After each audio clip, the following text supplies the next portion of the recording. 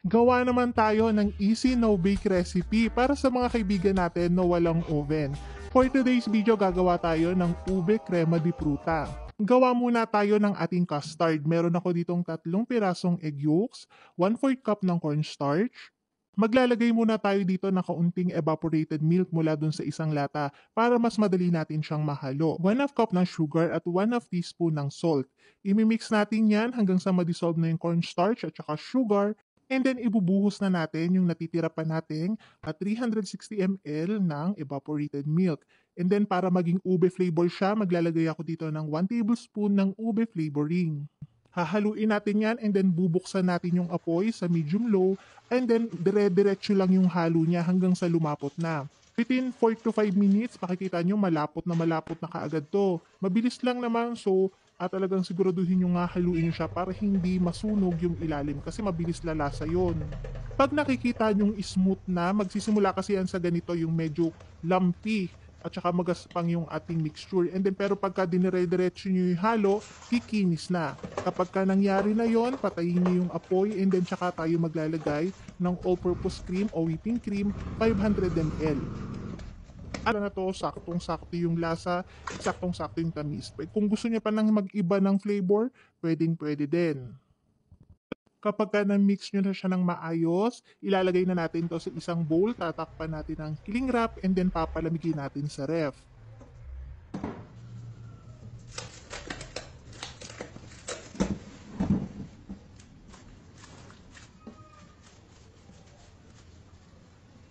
I-drain na natin yung ating fruit cocktail. Tapos, meron din akong hinanda dito na peach halves. Yung peach halves naman ay optional lamang. Parang mas maganda lang siya talagang tignan sa ibabaw. Kasi pagka-drain natin yan, kada isang, hindi naman natin gagamitin lahat itong ating peach halves. Mga 5 piraso lang para dun sa ating 5 loaf na magagawa.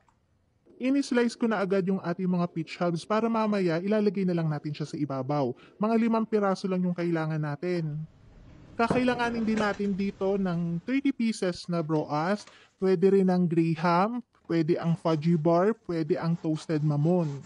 Kung gusto namang mag-bake para mas special, tapos pwede nyong gawin yung sheet cake doon na mas madali lang, and then yun yung gamitin nyo para dito sa recipe. So sa pag-assemble naman, napakadali lang. After ng lumamig ng ating custard, ilagay lang siya sa ibabaw. Pagkatapos ng ating custard, lagyan na ng ating fruit cocktail. Kung gusto nyo palang mas moist yung ating broas, hindi siya ganon kaaligas-gas kapag kinakain na, pwede nyo siyang basain ng evaporated milk o kaya naman yung ating juice ng fruit cocktail.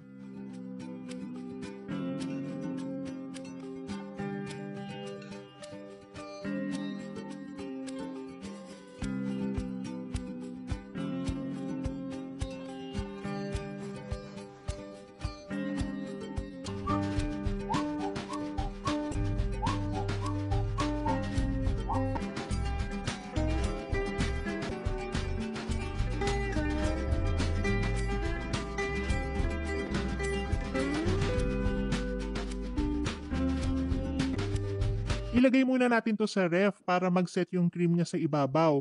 And then gagawa na tayo ng clear jelly na ilalagay natin din sa ibabaw ng ating cake.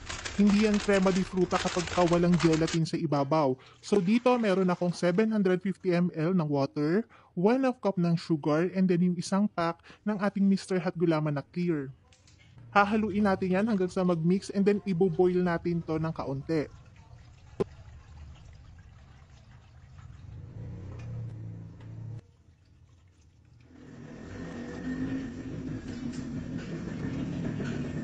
Dahan-dahan nating ibubuhos yung ating clear gulaman sa ibabaw para hindi masira yung cream.